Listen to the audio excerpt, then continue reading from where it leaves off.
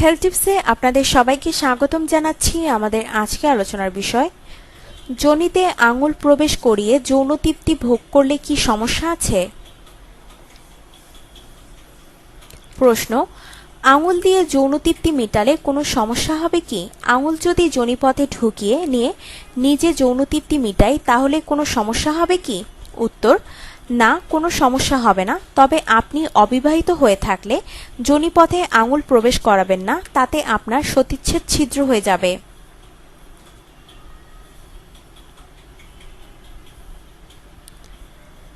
বিবাহিত হয়ে থাকলে আঙুল প্রবেশ করিয়ে পুরুষাঙ্গের মতো উঠানামা করাতে পারেন, তাতে আপনি সুখ পাবেন। যোনির উপরের অংশে ঘর্ষণ দ্বারা আপনি যৌন সুখ উপভোগ করতে পারেন। আঙুলের মাথায় থুথু লাগিয়ে ঘর্ষণ করুন, তাহলে পিচ্ছিলতা আসবে এবং তাতে আপনি তীব্র সুখ পাবেন। তবে এটা ধর্মীয় দৃষ্টি না, হারাম, আর এতে নিজেকে নিজেই বিবাহ করা হয়ে যায়। এটা গুনাহের কাজও বটে। তবে একটি দৃষ্টিতে ভালো আছে, সেটি হচ্ছে ব্যভিচার।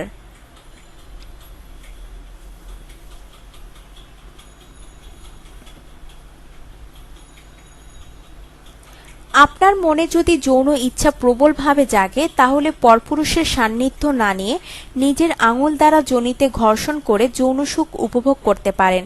তাহলে এটা জিনা ব্যভিচার থেকে ভালো হবে।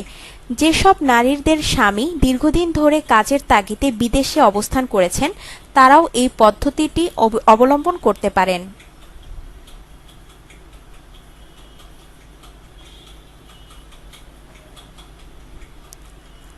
খলিফা ওমর রাদিয়াল্লাহু নিষেধ করেছেন স্ত্রীকে রেখে 4 মাসের বেশি সফরে অবস্থান করতে, এবং এক্ষেত্রে স্ত্রীর কাছ থেকে অনুমতি নিতে বলেছেন।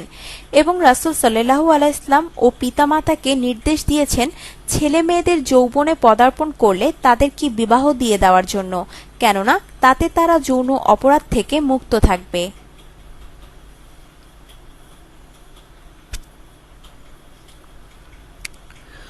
মুক্ত থাকতে পারবে অসামাজিক কার্যকলাপ থেকে, কেননা ছেলেমেয়েরা যৌবনে পদার্পণ করার পরেই তাদের মনে যৌন চাহিদা ক্রমে ক্রমেই বৃদ্ধি পায়, এক পর্যায়ে অসহনীয় পর্যায়ে চলে যায়, যার কারণে তারা জড়িয়ে পড়ে অসামাজিক কার্যকলাপে, যার ফলে আজ আমাদের সমাজে অবৈধ গর্ভপাতের ঘটনা বৃদ্ধি পাচ্ছে। ইসলামের কথা অমান্য করার ফলে মেয়েরা হারাচ্ছে তাদের অমূল্য সতীত্ব, আর পরকালের শাস্তি তো রয়েছেই।